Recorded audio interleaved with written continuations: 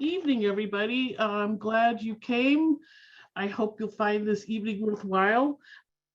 I just want to make a comment. Illinois Mycological Association has been around since the early 1970s. I want to say 1973. Does that sound right to you, Greg? I thought it might even be a little earlier than that, but I could be wrong. So I didn't come until 85, so it was going great guns by the time I got to Chicago. It's on the website. I'll check. Well, Patrick. I just remember my recollection, the story I've always heard, it began in somebody's living room in Hyde Park. And those people, I don't even think Nina Johnson or Elizabeth Farwell were there at the beginning, were they? No, they came a little bit later. Sorry, people, you're going to get name dropped of people that have been part of this club for a very long time, but you're probably largely not aware of because of the way things evolve. When 50 years, we're doing fabulous. It's 1973. 1973. Okay, so we have 2 years to plan a celebration of sorts. Thank you. Thank you. And I think Greg and I jumped in around the same time. Greg earlier than me, but not a whole lot much earlier than me, I think. So Stephanie, you get to start things off. Thank you very much for putting together this program, Kathy, and inviting us all to tell everyone a little bit about how we got into mushrooming, perhaps how we found the Illinois Mycological Association, and why we're still here. I have a little bit of a roundabout story on how I encountered mushrooming for the first time. And it started with my parents, and I kind of noted that they are online here this evening, so they can correct me if I tell any part of the story wrong. But I was living in San Diego at the time, and my parents were here in the Chicagoland area. And my parents are both from France, and as children had mushroomed. And when they came to the United States, this was just something that had dropped off of their radar, and they hadn't really considered. My mom had found an advertisement in the paper for a morel hunt or something, and met up with people from the Illinois Mycological Association and joined the club, and just became enamored with going out on forays, collecting mushrooms, mostly, the gourmet edible ones for the pot. And it became a passion for her and my father. I was living in California, and we'd talk on the phone, and my mom would be like, yeah, we went on this wonderful foray. And I said, yeah, sure, Mom. Great. Mushrooms. How exciting. Glad you had fun. And that was a little bit the end of it. Well, I was moving back to Chicago, and my mom came out to help me pack up the house, sell the house, and all that kind of stuff. And during the evening times, we would try to go out and do something together and enjoy ourselves. And looked up in the San Diego Reader, whatever events might be going on, and lo and behold, there was the San Diego Mycological Society. So I said, hey, Mom, what do you think? And she said, sure, that would be wonderful. Let's go. So in my sort of humoring way to entertain my mom, said, let's go. So we went to an open meeting of the club. And at that meeting, Tom Volk was the guest speaker. Oh, wow. So certainly that name is familiar to some, if not all of you who are on the line this evening. And he gave a tremendous presentation. And it was a little bit of an intro to the wonderful world of fungi type presentation. And just enough science to kind of hook me, and just enough of excitement and treasure hunt. So, well, there might be something to this. Turned out the San Diego Club had a foray that coming weekend, and said to my mom, do you want to go? She said, sure. So we went up. It was a joint foray between the LA Mushroom Club and the San Diego Club. We sort of met in the middle. It's in the Angeles National Forest, if I recall. And it was chanterelle season. Now, I don't know if any of you have had an opportunity to see California chanterelles. Now, I know Patrick's on the line, other people on the line here who, found and described and published the, the Chicago chanterelle. Put it back up on the screen, Patrick, so people could see the little tiny chanterelle. That's a shrimp compared to what we found in California. Let me tell you, giants. You don't even see them in the forest. You have to look in the leaf duff for the little bit of the bump in the leaf duff. And there is the golden treasure. And that was it. I was hooked. There was really no turning back from that one magical foray. Needless to say, moved back to Chicago. And when I did, almost immediately joined the club here and met the wonderful people and became involved. And that must have been around, Kathy, you're going to have to help me out, 2006, maybe? Something like that? That could well be, because we met 2005. at we met at the Illinois State Morel Championship. You came with your parents. Wow. It was the first Okay. time I remember meeting you. I don't remember meeting you that time. I'm sorry. It's okay. You're forever in my heart and in my brain now. So no worries. But I don't remember that first time. But the friendships that I've made, the fun that I've had. I mean, my friendship alone with Kathy Lambrecht is priceless to me. We've discovered other wonderful things that we have in common, but particularly our love for the culinary preparation of mushrooms. And, continue on with the club for the people, for the education. It ebbs, it flows. Sometimes there's more time to participate and contribute than other times in my schedule. But all in all, it's worth it and one of the most treasured aspects of my life. Life-changing experience for you. Absolutely. We like people to be happy, don't we?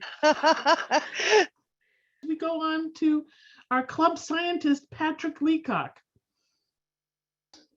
Oh, he was trying to find us more chanterelles, that's all. I get it. Sorry, I thought Greg was going to be next. Oh, no. Is that okay? Or I don't care. okay, there you go. Why don't, Greg, you want to go first? Because Greg brought me to Chicago, so Oh, okay. So that's maybe the timeline. Greg can tell his first. All right, Fine. Greg. Yes, and with the greatest thing I did, which was bring Patrick to Chicago. So I guess I don't know if I got hooked earlier or not. For those of you who don't know me, I'm Greg Mueller. I'm at Chicago Botanic Garden. Anyway, I grew up in a family with 5 boys. I was the perfect middle child. And with 5 boys, what do you do for a holiday and whatever else? We went camping. So, from early on, we were out in the woods doing that type of thing. And I fell in love. I wanted to be a forest ranger, the guy that did the campfire programs, because I thought that was the coolest thing. I loved going to campfire programs and hearing that. But I also was playing some instruments or whatever. So when I went to college, I was actually started out as a music ed major, which is about as far away from what I'm doing now as I could be, and realized after 2 years that maybe I was a better voyeur than an actual teacher or performer. And so my second love was going to be back to my, forest ranger thing. I was going to go be a forester. So I went down to SAU Carbondale, met my beautiful wife, and while there, well, I guess I should back up. Because as a music ed major, I hadn't had any science, any math, so went for and got my associate's degree at the local community college because I had to do that. And there, I took a botany class, and that hooked me on botany. So when I went down to Southern Illinois Carbondale, I was already a botany major. I realized I didn't want to do that foresty stuff. I wanted to be a botanist. And Betty got a job in Dr. Walter Sundberg's lab, who was the mycologist there. And she said, you got to meet this guy. And so I did, and we took his class, and the rest is history. And I realized that, you can't really get excited about something if you don't know it exists. So he really opened our eyes to the wonderful world of fungi. And, what excited me was a couple of things. One, they're so important, but secondly, we know so little bit about them. So when I decided to go to graduate school, I said, okay, I want to have something that I can do field work, but also lab work. And I wanted to be, it had to be something botanical or mycological. Animals, they're okay. If you stumble across a bird and you look at it, it's fine. But to actually work to find a bird, forget that. Oh, Patrick was gone. He didn't hear that one.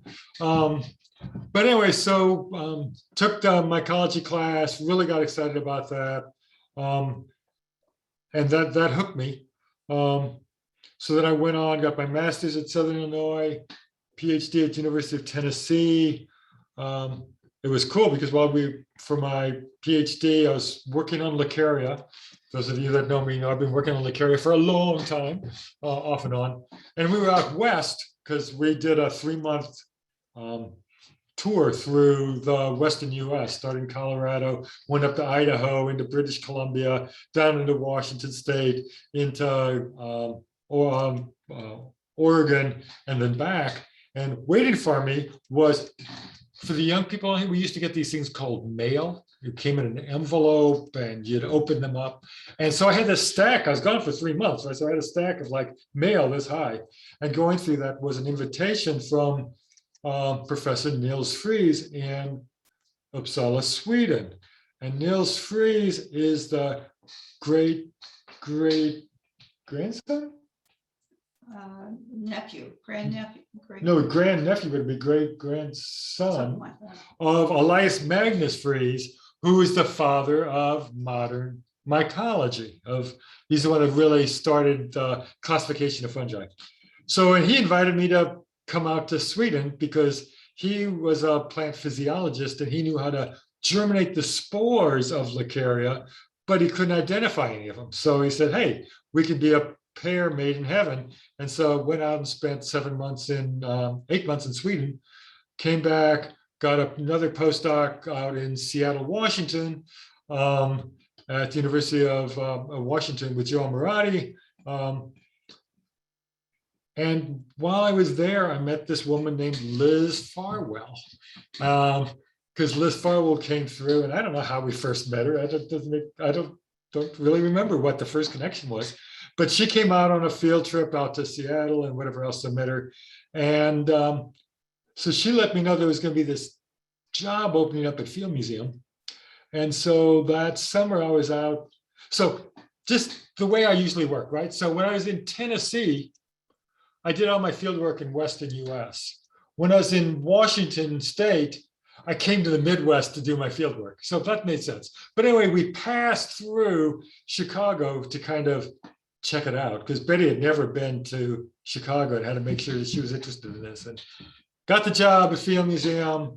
One of the things I wanted to do was really get to know the fungi of the region and whatever else. So started this initiative called SNIF, the Survey of Northern Illinois Fungi. I thought it was a cute name. Other people didn't really care for it. And so I had hired a series of postdocs to work on it. Jack Murphy was the first one. And then Sabine Hundorf worked on that for a while. And then we really hit the jackpot and I hired Pat Leacock. And so that's what brought Patrick into town to work on that. And he's been working ever since on the fungi of the Chicago region. And so that's, I guess, well, and so then I was at Field Museum for 23 years and moved to the garden 11 years ago and still continue to be enamored by fungi, what they do, how gorgeous they are, how interesting they are, and how little bit we still know. So that's my story. Oh no, it's incomplete. You didn't tell about the postman. Oh, yeah. Well, this is only because he's mentioned this years ago, and I was rather amused by the whole situation. Well, yeah, this is one of these aggravating, not aggravating, but don't cry. No one's allowed to cry on this one. So when I was growing up, we had this big elm in the front tree that died and cut down. And every year then in the spring, these funny spongy things popped up from where the elm tree was. And my mother said, don't touch, don't touch. And the mailman asked if he could take them. And I said, sure, get rid of them, get rid of them. The year I knew what they were, they never popped up. So I never ate one of those morels. I know, sad story. And the worst part is my dad said he used to morel when he was a kid, but I guess he didn't feel comfortable enough to say for sure that's what it was. So we had like 5 or 6 years of morels that we never enjoyed. I love the irony. I Yeah, love it. Thank you, Greg. So sure. now we'll go in the order that Patrick suggested, with Patrick next. And after that, just so you're ready for it, Nicole will talk. So Patrick, I'm going to give you the spotlight.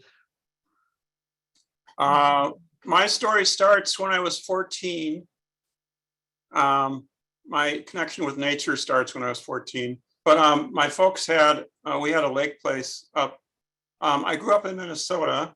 My folks had a cabin on a lake up in north of the Twin Cities, like a lot of Minnesotans do. They have a place to go for the summer. And we had a log cabin that my dad and older brothers put together from a kit. I was too young to help out. But I remember walking around those trails there and seeing the cranberries and all the little plants, because we had a little bog and all the trees.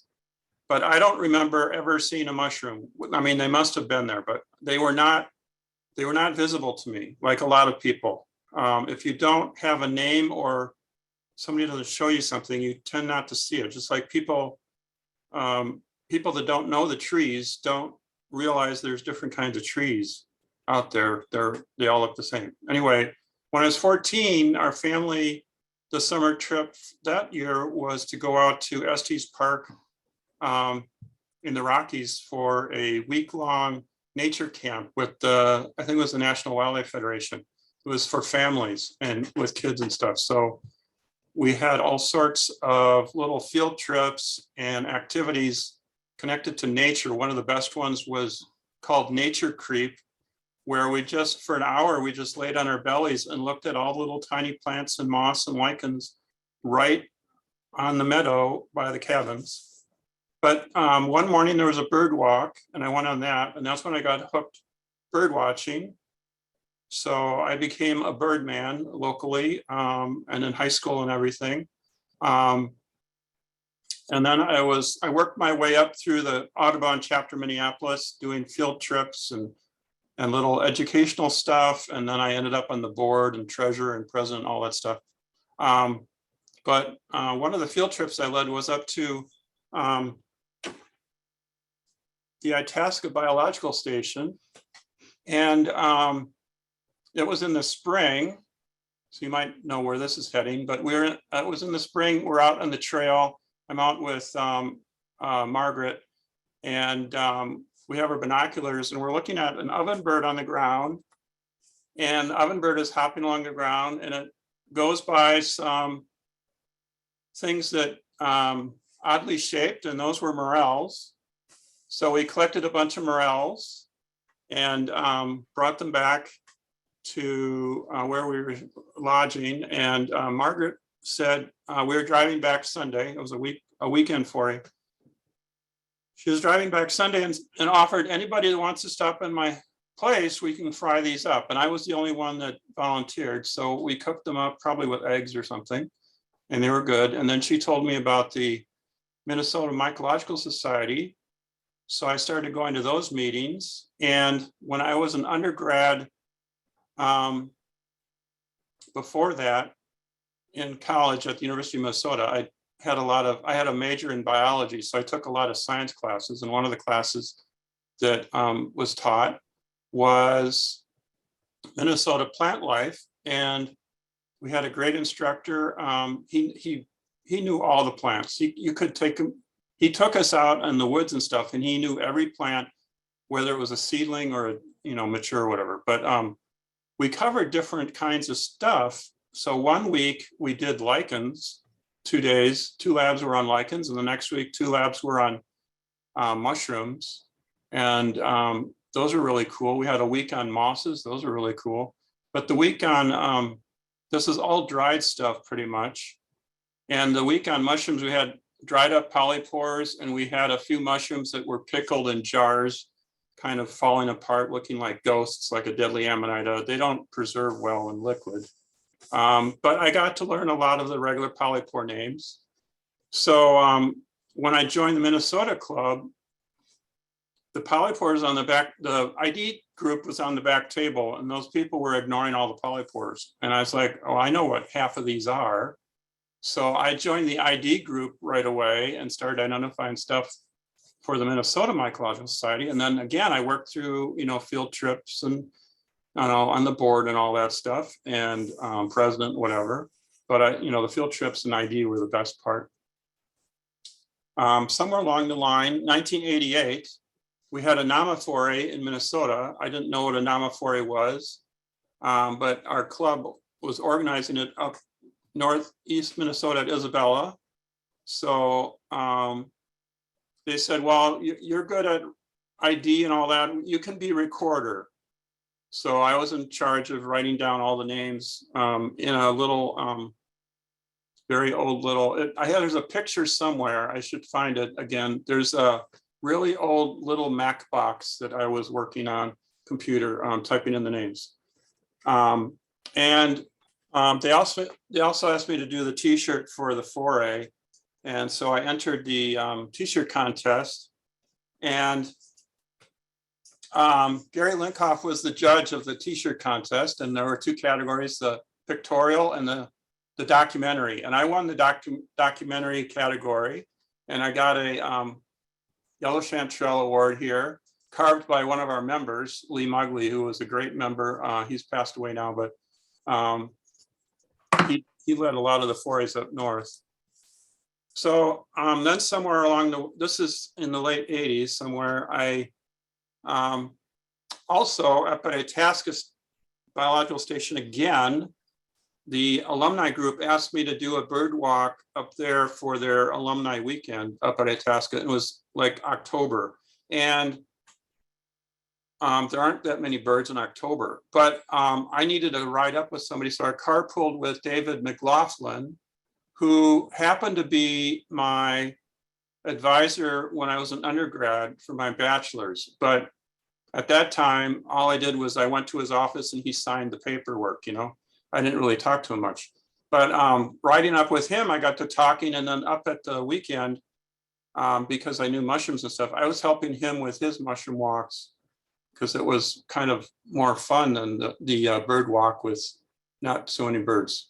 So anyway, that led to me doing a little research project with a little bit of funding from the Nature Conservancy to do a couple surveys out at a nature preserve near Twin Cities. And then further talking, I started grad school with David, and my master's was on the genus Lactarius in Minnesota. So I went to all over, mostly northern Minnesota, collecting Lactarius mushrooms and other stuff and documenting all the species in Minnesota. And then my thesis was on the species with colored latex, which are fun. Lactarius indigo, Lactarius deliciosus group, and all that. And then my doctorate, I went on for a doctorate, and that was on the ectomycorrhizal fungi, like, quartz and russulas and tricholomas and all those things, Lactarius, with old growth forest up in northern Minnesota. And we were comparing, this was a plot study where we compared old growth forest with mature forest of both pine forest and mixed northern hardwood conifer. And northern Minnesota is gorgeous and tons of mushrooms up there. And then when I was finishing that, it was like, well, where am I going to go for a postdoc? And I had one offer in East, which didn't work out. And then I was wondering what was going to go on. And then Greg contacted me. And I went out for an interview there at the Field Museum, and he hired me That was a very easy interview. I had met Greg before at when he was working on this big book on methods for documenting fungi. So then I worked at the Field Museum with plot studies under different kinds of topics like nitrogen deposition and rapid inventory and I forget the other ones, but we had several different projects, all mostly based on plot-based research around the Chicago area.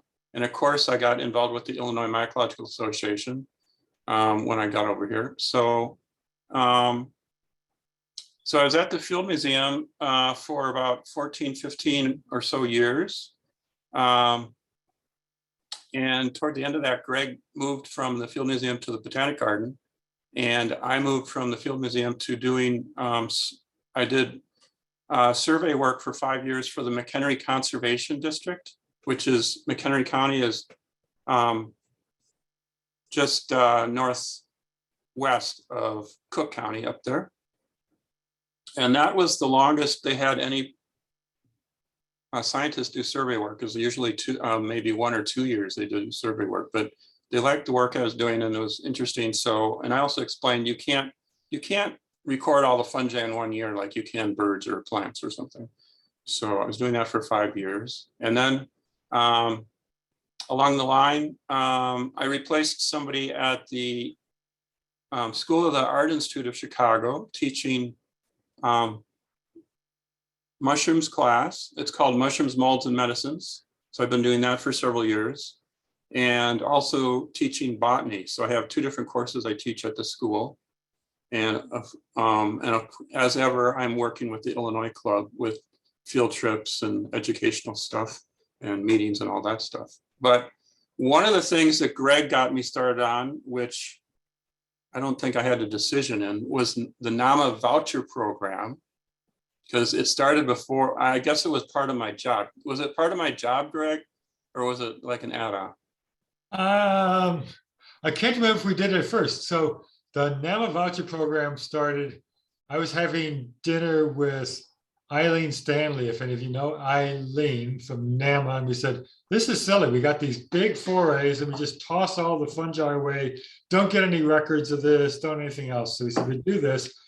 And I probably said, hey, I've got this guy that could help really do this, and said, Patrick, let's do this. Let's do the voucher program. So yeah. I forgot to change hats during my field research talk, but so the NAMA program was started by the year before I got there by Jack. He did the first one, I think it was Colorado. And then the next year was, because we had the discussion in Bemidji. Oh, okay. That's where the decision was in, I think it was Bemidji. Anyway, it was Minnesota. Yeah, Bemidji would have been. Yeah. And so that's when the decision was. So the next year would have been maybe the Colorado foray. So that's when we started it. Yeah. Yeah. So that started 97 and I started with it in 98, and I was doing it for about 15 or so years and decided somebody else can take this over. And it took me about 5 or 6 years to find a suitable replacement. And that is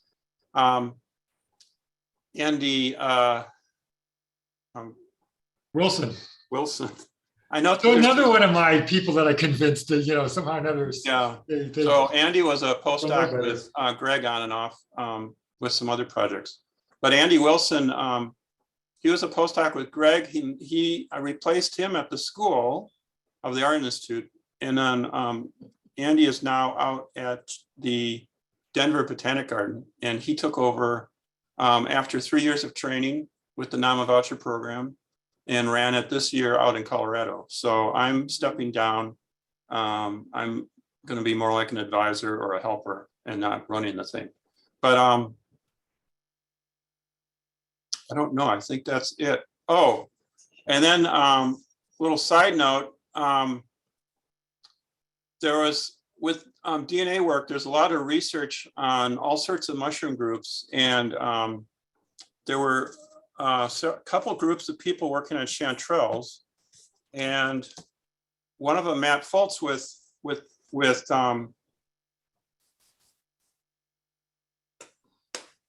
Tom Volk in Wisconsin found three new species of chanterelles in the same park, in the same woods, which was, I don't think anybody else has done that, except maybe David Lewis has a bunch of new species in his property, but 3 new chanterelles from the same woods. And so Greg and I were keeping an eye on that because we knew we had a chanterelle that was not, Siberius, because people had decided we didn't have the real Cantharellus siberius. So when Greg went to the meeting and I later saw the photos of Matt's species, it's like our chanterelle is not one of those. So Greg decided we better get on the ball, and Greg put together a team of people from the Field Museum and the Chicago Botanic Garden with 2 of his students and with Andy to supervise the molecular work. And we sequenced about 20 chanterelle collections, and about half of them turned out to be our new Chicago chanterelle, Cantharellus chicagoensis. This is a generic chanterelle. Yeah, so that's our mushroom of fame for Chicago. But so the main things I'm doing now is we're teaching at the school and helping out the IMA and growing plants. My new obsession is succulents, which is taking a lot of time. But the forays, if you haven't been on a club foray, do go, because we always find neat stuff. Our last Saturday, the previous Saturday, we went to Potawatomi and found a ton of stuff, and a bunch of stuff I couldn't identify. But we got a bunch of rare things also, and those will be in the species list report the next newsletter sometime. Patrick, when you can't identify something, is that like a win for you? Like, ooh, some new challenge? It's a mixed bag, because there's just, after collecting in Chicago since '97, that's, I don't know how many years that is. 24. 24 years. We have so many unknowns that are not identified that it's just, it's overwhelming. But I am not able to save, if I can't save a specimen and do it justice with a photo and a description and stuff, I don't save everything. I save stuff that I can get a name on, or stuff that's definitely could be identified later. But a lot of these little mushrooms, they're just not, the material might not be good enough to, work it up later. Before we go on, Patrick yeah. did mention one of his major contributions to the area is his MycoGuide, his website. If you haven't looked at mycoguide.com or .org, which is it, Patrick? .com. Do. It is really going to be the compendium of regional fungi. There's keys and maps and all kind of great stuff. So yeah, there's no keys, but well, I mean, there's pictures. Yeah. So the website I use a lot is Michael Close mushroomexpert.com, and he has excellent keys and a lot of species. So I need to put more time into my website, but I'm focusing on right now some of the wood rot stuff and polypore stuff. I don't want to duplicate everything on Michael Quo. So I'm going to do the non-guild mushrooms mostly first. And I'm doing it a different way where it's structured by, family and genus and species and all that. So I put in the chat the link for the chanterelle page. You can kind of see what that looks like. Hey, Patrick, it's Stephanie. Yeah. A couple of times you mentioned NAMA.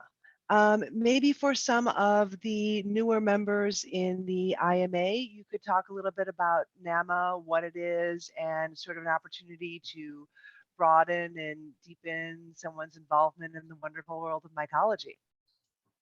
Maybe say what NAMA, the name, means. Yeah, so NAMA, the funny thing is there's a NAMA at the University of Minnesota. It's some agricultural thing, but NAMA is North American Mycological Association, and part of my website has the history and stuff of NAMA. I'll put that link up here too. And this, our NAMA, my NAMA website thing was originally on the Field Museum, and they took it down. I repurposed it on my website there, so it's sort of a subdirectory there. But that's got history and species lists from the NAMA forays. But the NAMA is a national group. It's serves as an umbrella organization for all of the clubs in the continent. And our club is a member, and I think it's Susan who is our trustee. That's right, I am. And another of our members, Brooke Reed, is their executive officer. Right. So Brooke Vice is president, I think he's called now, but I'm not sure. he is so he was the executive secretary, and he gave himself a promotion and made himself chief, some fancy title, because he's mainly he's one of the main people running NAMA now. So that's part of the reason he's not here. He's just so wrapped up with NAMA. But he would be the person to tell you about NAMA. But the main thing that NAMA does is have a national foray each year, and it's in different states. So this year it was Colorado. Next year it's in Missouri. Good. It was supposed to be Missouri last year, but there was no foray last year. Recently we had it up in Wisconsin, which was really cool. Britt Bunyard and myself and Emily Stone from up northern Wisconsin, the three of us organized that. That was a really good foray, and had lots of species. But the other thing NAMA does is sometimes they do regional forays. They also have educational material and some stuff on their website, and they have different committees. Brooke is doing tremendous work and increase the membership, and he wants to get more regional forays going on. So we might have Brett is running a Wisconsin foray every year, and that might at least some years be one of the regional forays. So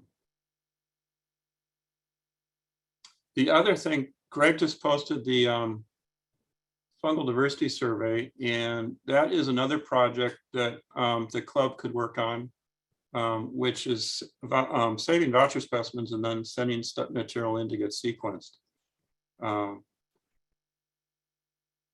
So that you can check that out.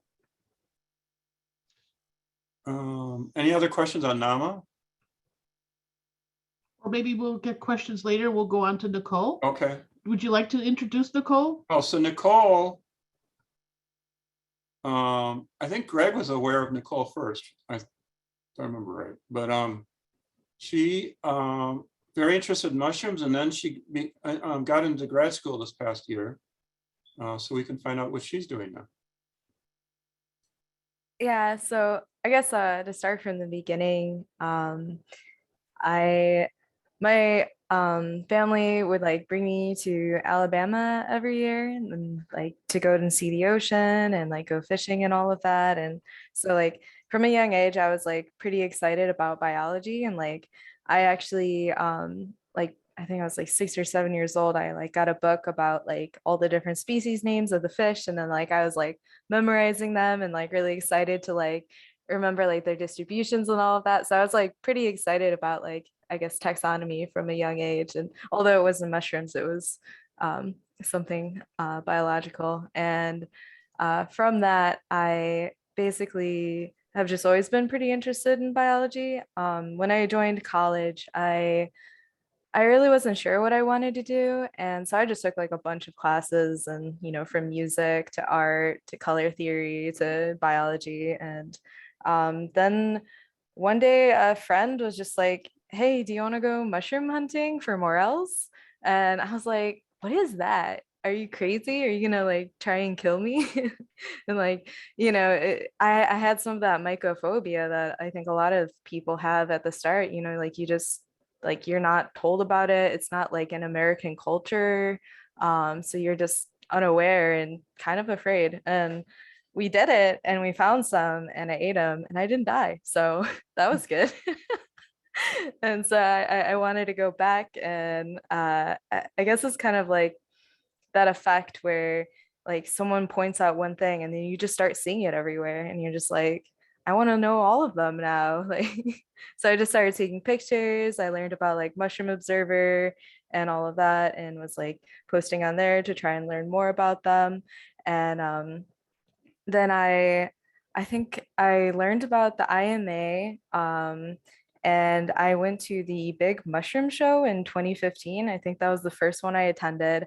I wasn't volunteering, I was attending. I was like oblivious to what was happening and all the behind the scenes prep work and all of that. And I just remember just being completely blown away with the diversity and the huge collection there. It was just, I felt like I was in a biological art gallery. It was just enormously beautiful. And so after that, I was like, okay, I think I know what I want to do. And so from there, I was looking for, more opportunities with mushrooms and stuff. And I got an internship at the National Science Foundation. And while working there, I tried to learn as much about mushrooms as possible. And then I attended, I think it was a Nova Mycological Society like event, and actually Patrick was like their guest there, and so I think that was the first time I met Patrick, was actually in Virginia, which is kind of funny. And yeah, it was really cool, like just living in the DC area and seeing the diversity of mushrooms there and how much different it was than Illinois. And so I think that just kind of like, kindled a fire further. And I think when I was there, Patrick mentioned that I should look into volunteering for the Field Museum and coming to the forays. And so I actually, I think that following fall, I started volunteering at the Field Museum and doing microscopy with Wyatt Gaswick and working with Patrick as well. And so just like be able to see the things in the field and then take them in the laboratory and then seeing them under the microscope. It was, again, like, it's just a biological art gallery, just all so beautiful and exciting. But yeah, from there, so I graduated community college and went to a 4-year, and unfortunately, it's just not a lot of schools have mycology classes. And so you're like, I need to wait and, find a way to, study what I want to study. And so that's why I wanted to go to graduate school. And so I'm at Ohio State University and studying like basically within the plant pathology department, which is what a lot of mycology programs are housed within. And so be looking at plant pathogens like mycological as well as bacterial. So yeah. Thank you, Nicole. And we're thrilled that we were an inspiration for you. So, did you have anything more to say, Nicole, or we're? Oh yeah, I guess I just want to say, like, everyone in the IMA has just been such wonderful people, and the community has just been like such a like heartwarming family feeling for me every time I've gone to forays. It's just, it's I just feel like the mycology community in general, everyone's just so warm and fuzzy, and I just really love it. And what's also nice about it is an amateur can actually make a contribution. Not all scientific disciplines are that kind to amateurs. I'm not talking you as an amateur, but I'm just thinking in general. Yeah, I totally agree with that. When Nicole was helping Wyatt and I up at the Field Museum, she did a bunch of microscope work with Wyatt. And the two main things were working on Xylaria and Crepidotus, two kind of groups, dead man's finger group, and then the what Wyatt and I call the Crapidotus, these little oyster-like mushrooms with brown spores that are, you need to do microscope work with spores and stuff to figure them out. So she was key for us to identify some of our local species and some of the rare ones in that group. Terrific. So today when I was sort of looking for things, I found, so in this, the culture of mushrooms, what sparked your interest, this picture was once on the front page of the IMA, Illinois Mycological Association website. It was there for a long time. And some of these people might not be known to you, but the woman on the left with the glasses is Eileen Shuddy. She learned a lot about mushrooms over the years. She began as a birder who became a mushroomer because she couldn't find the bird she was looking for, but she happened to see the mushrooms. At one point, she was president once, maybe twice, for the Illinois Mycological Association. The first time when I suggested it to her, kicking and screaming is what it was to get her. She says, I don't know enough about mushrooms. And I said, you don't need to know enough about mushrooms. You just need to be able to help push things along as president. The man in the middle is John Camosa. Haven't seen him in years, but I had a conversation with one of our older members, the Banacheks, who Steve Banachek was once president of IMA in the period of time in the late 80s, early 90s, where the club almost dissolved because nobody wanted to be president. Things like this happen from time to time. But any case, I was talking to them today, and they're still in regular contact with John Camosa, who I believe is Polish. He's not Czech. I want to make him Czech. I'm not sure. Is the guy on the right, is that Dominic?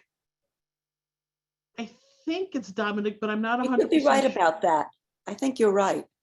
Okay, so Dominic was an Italian. He came here from Italy. He once got terribly excited and at one point wanted to buy oak trees that were inoculated with truffle, and have them imported from Italy and grown here. And somehow the USDA didn't quite agree with the plan, but he was ready to buy land and make this happen. So these are, some of the people that some of us from another era remember quite fondly. I was just going to say that Dominic was great because he came to every meeting, listened to all the talks, but when we were in the foyer, he'd go around and we'd have a table full of things. But there wasn't a bowl leader, so he said, "Hey, no fungi today." And so it was because he, but even though he'd say that, he'd still come and was in all the talks and asked interesting questions. So he's a great guy. Yeah, he really was. And he had a very nice wife, Maria, who was a very good intuitive cook. The problem was he would like something and say, "Can you do that again?" And she goes, "I don't know how I did it." It was fun to listen to them argue.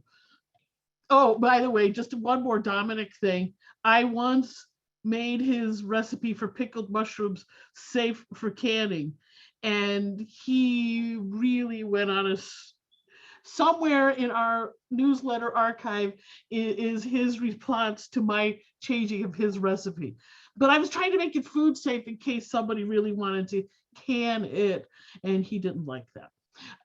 We got a note from Matt Nielsen. He couldn't join us today. He's returning tomorrow from Ecuador. However, meanwhile, he sent us this picture of a lichen that he found down there, and I think it's just stunningly beautiful. I mean, it looks like jewelry or something artistic. So that was very kind of him. So I'll tell you how I came to mushrooms. My awareness of mushrooms, I think, was about 9-10 years old. When I was about 9 or 10 years old, we had just moved back to Chicago, and we were between homes. So sometimes I was living with my Irish grandmother. Sometimes I was living with my German grandmother. My Irish grandmother was the one who would buy the green giant mushrooms and put them into her gravy. And I would show up and basically cull all the mushrooms and put them on my plate and eat them because I thought they just were so tasty. And every once in a while, I'd go buy a jar and throw some into gravy just to remember the moment. But my German grandmother would buy the fresh mushrooms. And just the contrast of the two, I just had no exposure to that prior to that.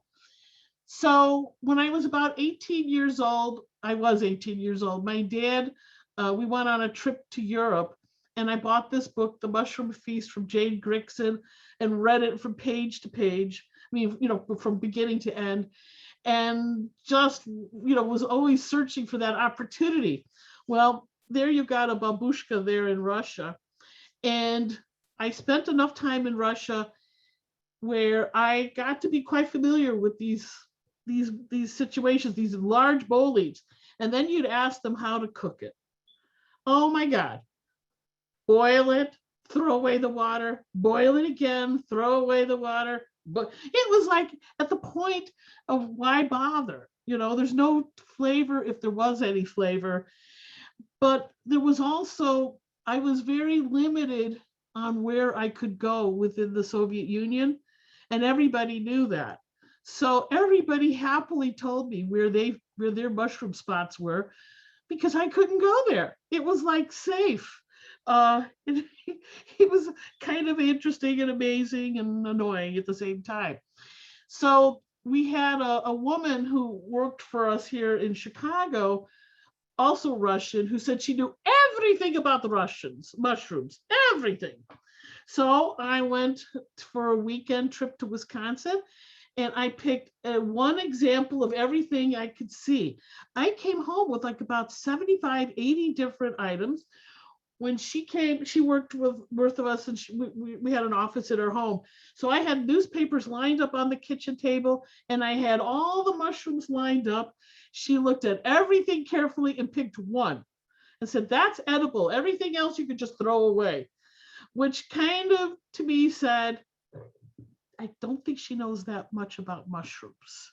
But, at the same time, I've seen it where a lot of people have this traditional knowledge, limited knowledge, and they will be that one thing that they go after and nothing else. And that's okay, that's fine. So I had an accident which landed me in the hospital and landed me staying home. At that time, I was in and out of the country working with my dad. And I had to stay home, and my mother didn't want me being at home as much as I was. And she sort of knew I had a keen interest in mushrooms because, I read that book, was doing all this stuff.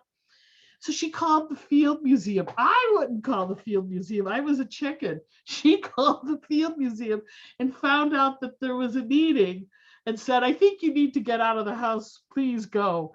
So I went to my first IMA meeting, and I met Liz Farwell, who took one look at my leg and said, were you in a motorcycle accident? I'm sorry, but that's what I remember about my first encounter with, but also like Greg and I were like the youngins in the room. I mean, we were, I don't know, I'm not asking how old you are, Greg, but I think I'm a couple of years younger than you, but everybody else was like 15 or 20 years older than us, and even further. So we really were like the babies. Like today you come to one of our meetings and there's a lot of young people. In fact, I was talking to Stephanie earlier tonight about this, and she goes, well, when I joined, and she was like, what, 15, 16 years ago, she also said it was more older people, not younger people. But, things changed. And let's see, over the years, I've been gone at least through 2 cycles of being president. I've gone through at least 3, maybe 4 cycles of doing programs. I was never treasurer. I was a disaster as a 4A chair. Disaster. That was not my strength at all. And so anyway, I'm very happy with my association. But one of my other interests, and it's something I think, well, I know Stephanie knows, but is food history. And through an organization called Greater Midwest Foodways, we sponsor a contest at the Illinois State Fair since 2009. Oh, that's a mistake on that slide. It's not 2004, it's 2014. But since then, we've been sponsoring a contest at the Illinois State Fair where people submit heirloom recipes. Only one is specific to Mushroom Club. But if you don't mind, I'm going to read you the story that the person submitted, because it very much reflects the people that I encountered when I first joined IMA back in the mid 1980s. As far back as I can remember, these mushrooms were always on my grandmother's holiday tables. Thanksgiving, Christmas, Easter. I often wondered why we didn't have them at every time we got together at her house. But now, after making this coveted recipe one fall weekend in October with my Uncle Joe and my sister Cindy, I know why. Labor intensive and low yield. But before I get into that, let me go back to the beginning and give you a little history. My grandmother, Agnes Hollis, came to this country with her sister Marie and their husbands Anton and Cyril Hollis. Yes, two sisters married two brothers. In 1898, Agnes was born near Belgrade, which actually became part of Yugoslavia, but she and my grandfather both spoke Czech. Back then, the area was part of the Austro-Hungarian Empire. My grandmother and grandfather were married when they came to this country in 1920 after the end of World War I. They entered through Ellis Island, and along with Marie and Cyril and many other Czechs, they settled in Berwyn, Illinois. This is a large Czech community where most of the business shopkeepers spoke Czech. The couple settled in and started their family, which grew to 7. Bessie, Agnes, Anton, Frank, John, Joseph, and Robert. My grandfather did masonry work, and my grandmother had the tough task of handling the Hollis brood, which she did with both love and an iron hand. And the 5 boys, I'm told, her task was not easy. Bubby pretty much made everything from scratch, mostly out of necessity, because there were so many mouths to feed, and therefore it was cheaper. She was an excellent cook, and as most cooks in that era did not have a recipe, just picked up ingredients by the handful and threw them in.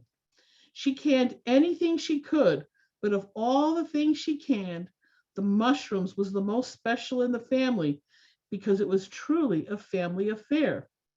Before you could can them, you had to hunt them.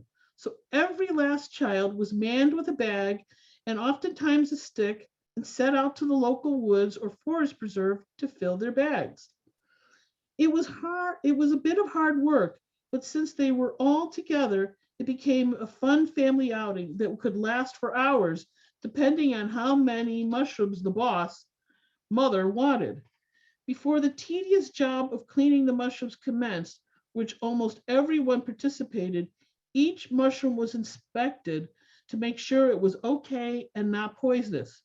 And her children would ask how she knew they were okay, and she always answered, because I know. That's the famous thing that gets a lot of people into trouble. When I was a little girl, my parents tried a couple of times to take my brothers, sister, and I out to the local forest preserve on a mushroom hunting expedition, but we didn't even find enough to make a half pint.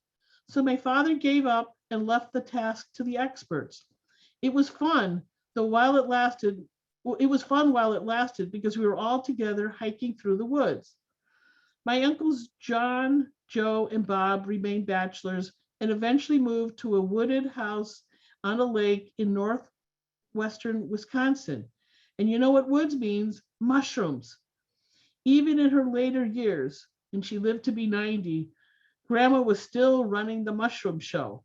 My uncles would drive down to Berwyn to pick her up and bring her to the north. They would pick the mushrooms and she would inspect every last one. Just like when they were little, they all cleaned the mushrooms and put them up together.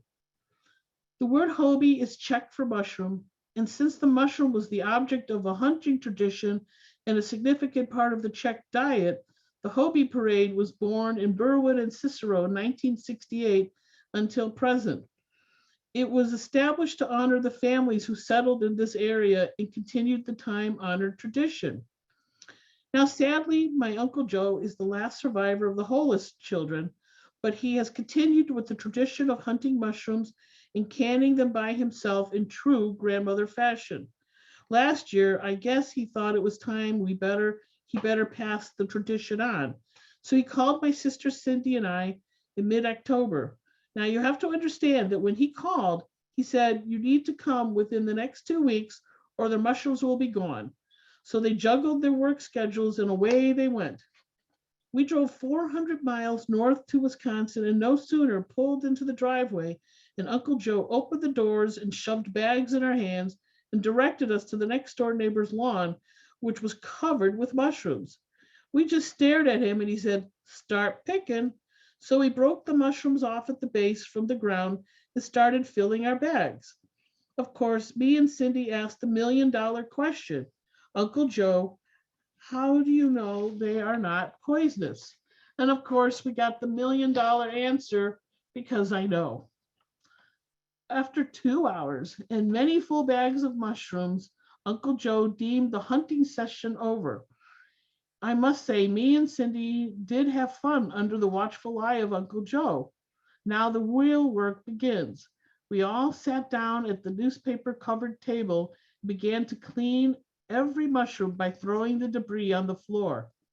I can't even imagine what a mess this was when my dad and uncle were little, and there were 7 of them plus Bubby, plus Grandma. This task took us several hours, and Uncle Joe inspected each mushroom, so quality control was maintained.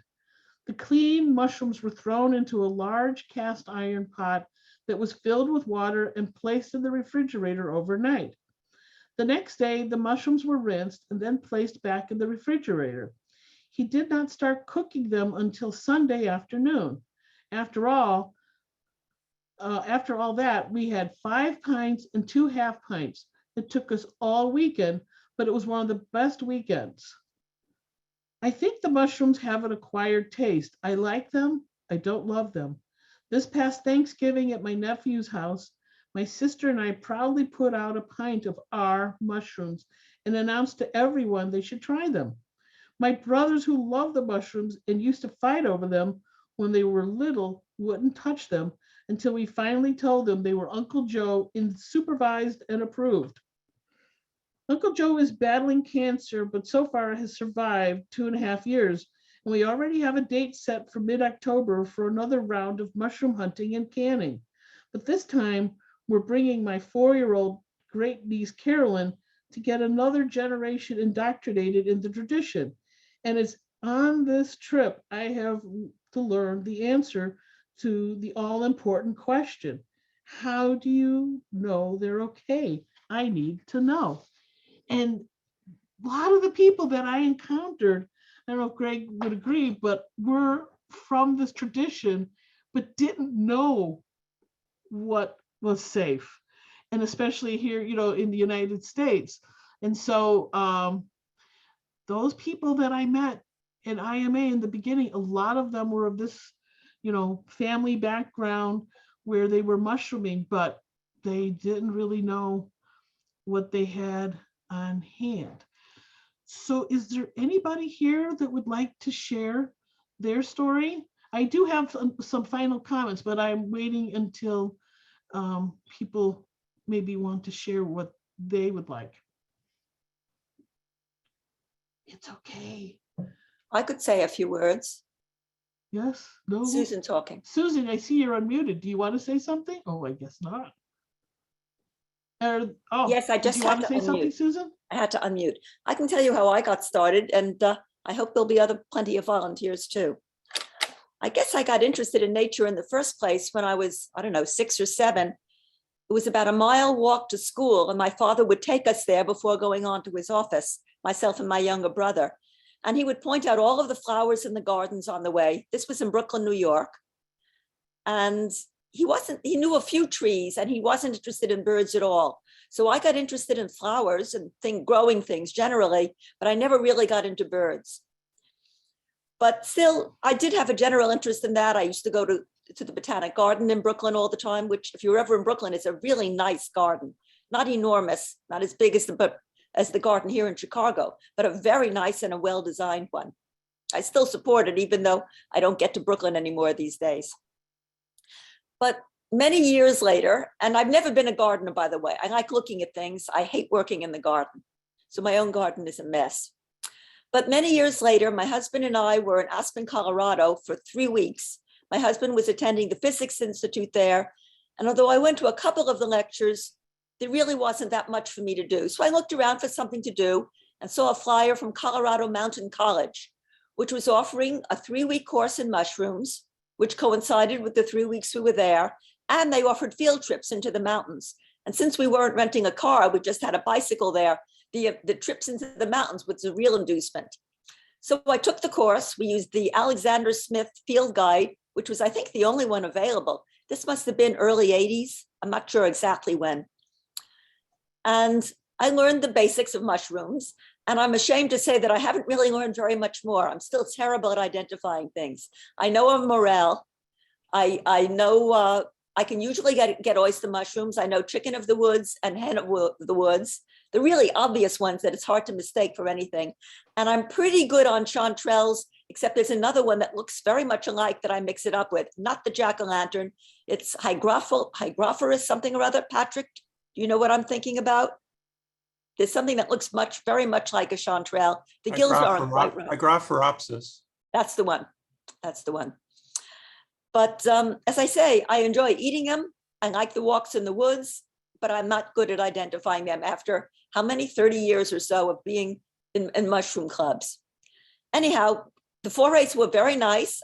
I saw mushrooms I had never seen before, had no idea that mushrooms could have that variety of appearance, but it was the eating them I was mostly interested in.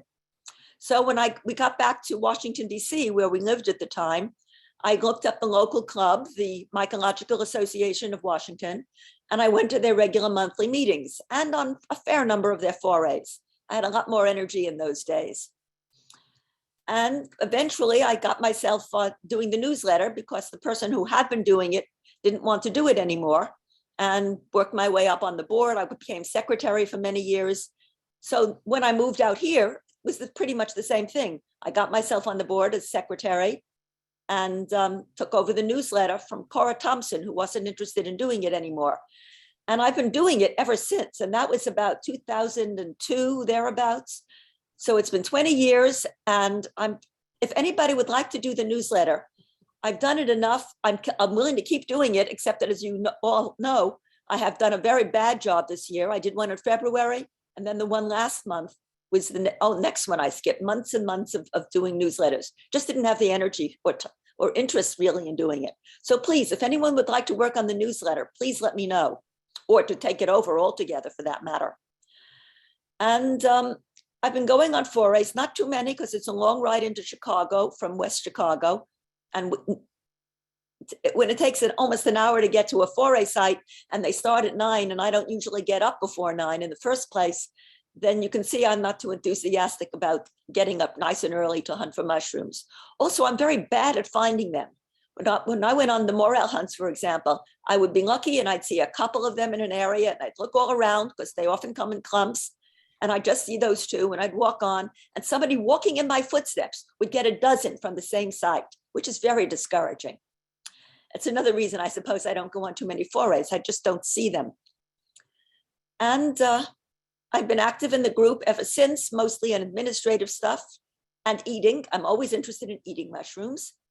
If any of you want to donate extra findings you have, I'll be happy to take them, provided they're well identified. I am not someone who just knows. And I guess that's about it for me.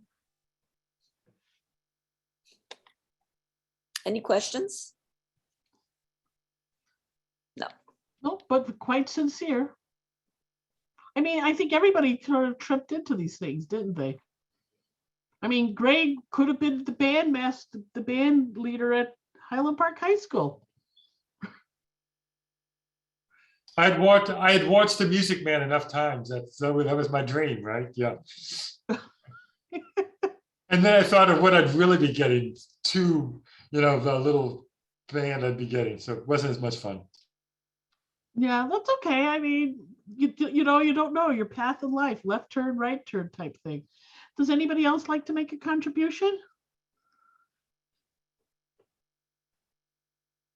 All right, then I will do the conclusion. I'm going to share screen, but advance. Oh, darn it. Okay. So Tony Jandusek is this guy with the glasses, and you cannot tell, but he always had a camera around his neck. And so there a lot of images pre people having digital cameras and like in the ubiquitous cell phone images. Tony was carrying his camera and took a lot of pictures. In fact, there's one I remember quite vividly of a group of mushrooms that were just they pushed a man cover open. It was one of his talks that he did some years ago, but he had some really good mushroom images when in an era when people didn't have too many mushroom images, at least, normally. But Tony's life was, Tony is still alive. So I'm talking in the past tense and I don't mean to, but Tony was born in Prague and his father was a journalist and quite engaged in, let's say, anti-communist rhetoric for that era. And I agree with him, but when the Soviets came in and things started to change, his father had to flee immediately because he was on the list of people that they wanted to deal with. So Tony, his mother, and one of his siblings, I think it was his brother, they were all together in the Czech Republic, Czechoslovakia then, and didn't get any communications from him. Then they got a postcard from Chicago with no name on it. So then they recognized the handwriting and knew where their dad was. And there was some communications given to them. They took all their mushrooming gear, got on a train to a border, got off, and then just started collecting mushrooms. And they were stopped by the guards. The Iron Curtain, there wasn't any quite of a barrier yet.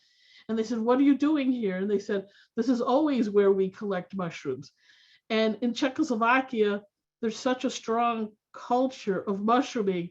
This was understood. This was one of your places. And they just basically walked out of Czechoslovakia into Germany under the guise of collecting mushrooms. And it took it took a couple of years before they finally reunited with their father. Now the father, as I recall, had a deli in Cicero Berwyn area. And from what I understood, when customers went in there, they basically spoke Czech. This was, like as it was described in that story, this was a community that was pretty Czech oriented. And years later, when his father died, he was found dead along the edge of the road, just having come out of a forest preserve with a basket of mushrooms. And in fact, Tony's home was backed up to a forest preserve so he could go mushrooming out of his backyard. And he was very, very well known. He helped promote the Hobie Fest. There was a TV show for some of us of another generation would remember called The Ray Rayner Show. And he would get on there to help promote. So he became kind of well known and one of the faces of the mushroom community, also the Czech community. In fact, he rarely actually came to our Monday, first Monday of the month, because he was usually teaching Czech language to people. So we only saw him like at forays and other special events, and he was always very, very supportive and often would show up with a big jar of pickled mushrooms to give samples out to people. And so he's just one of those people that I would say his life was really defined by mushrooms. And his poor wife Carmela did all of the preservation.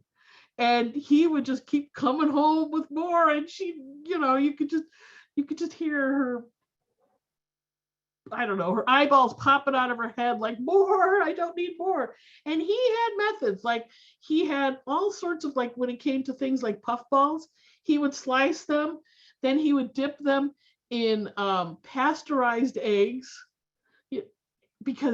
and then put breadcrumbs on them and then store them in the freezer.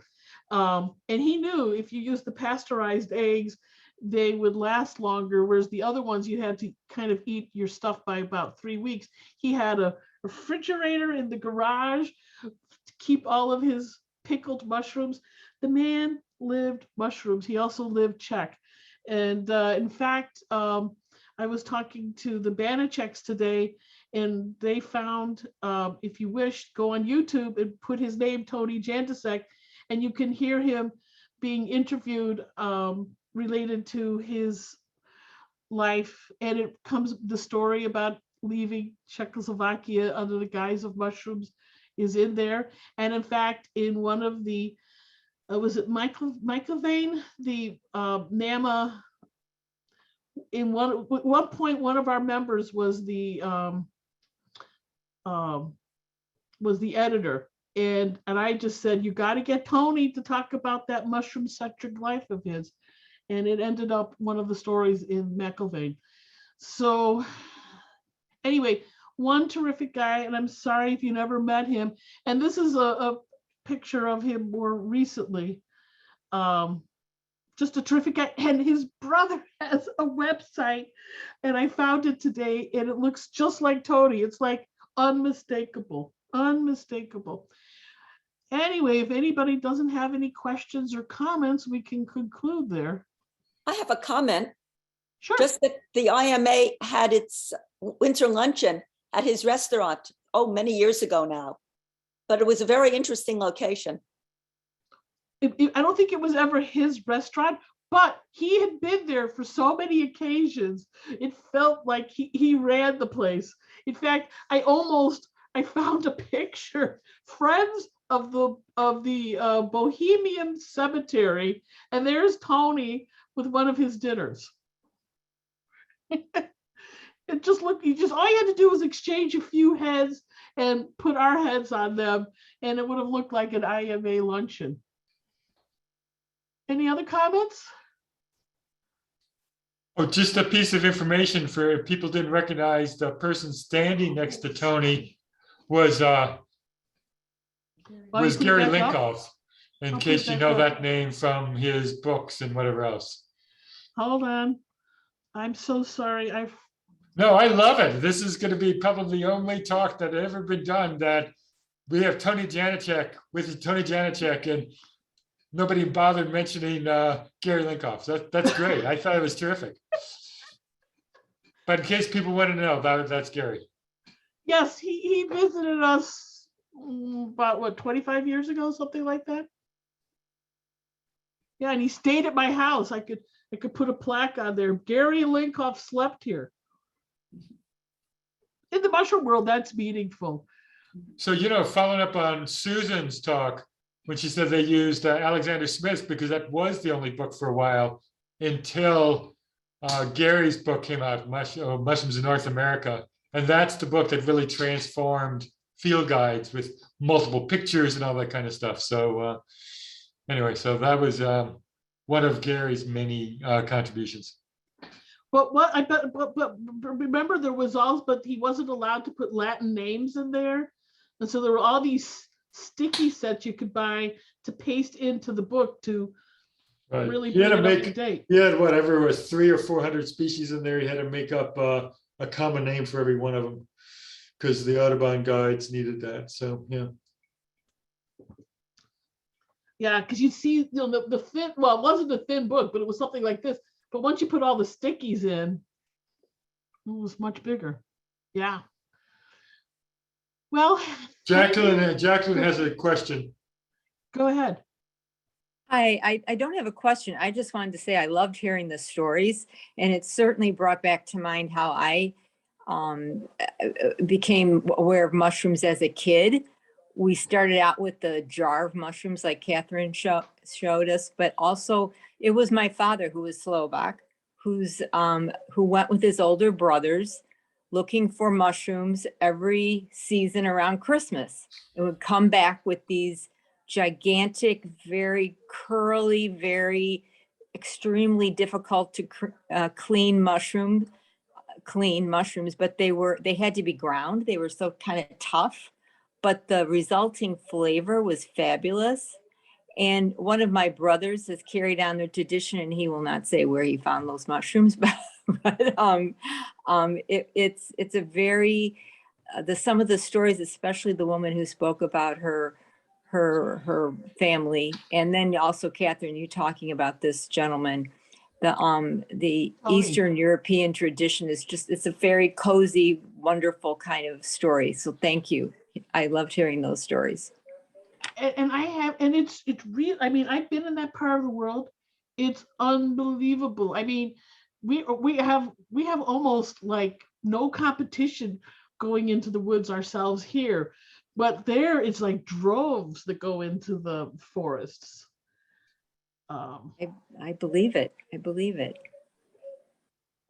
Well, thank you for appreciating. I was sort of feeling a little bit going out on a limb with this topic tonight, so I'm glad you appreciated it. No, I think it's wonderful memories and just wonderful. It just feels great to hear about the history and the culture of different people how they came to this from either an academic perspective or a cultural perspective. It was great to hear. Yeah, and it's almost like left turn, right turn. And I mean, Patrick could have been a major domo birder instead of a major domo mushroomer. Mycologist. I switched to mushrooms because it was a much bigger challenge. Ah, I only, there was another guy in grad school or undergrad, whatever it was. He discovered a new tree species in the tropics. I thought that was pretty cool, but it was like, nobody's going to discover new bird species here in America. that's true. Interesting. That's true. And you can make a contribution. Well, we have a Christmas party next month. Goodness knows how that will be executed. But usually it's if you've taken some good taken pictures. I won't say good pictures, just pictures of mushrooms, and you wish to share them with us, please let us know. We can either share screen and you can, do it that way, or you can send me the images and I can put them into like a PowerPoint. But we will share, and I think we'll probably have the first Morel singing once more. That's a classic. And look forward to, actually, this year's been great. I mean, look at it this way. We may be still Zooming our meetings, but we are finally out in the woods, expressing our hobby. So good luck. Not Merry Christmas, Happy Thanksgiving, and we'll see each other soon. Thank you. Thank you. Bye-bye. Bye-bye. Thanks to everyone who shared their story. Good night. All right, Thank you. bye. Bye.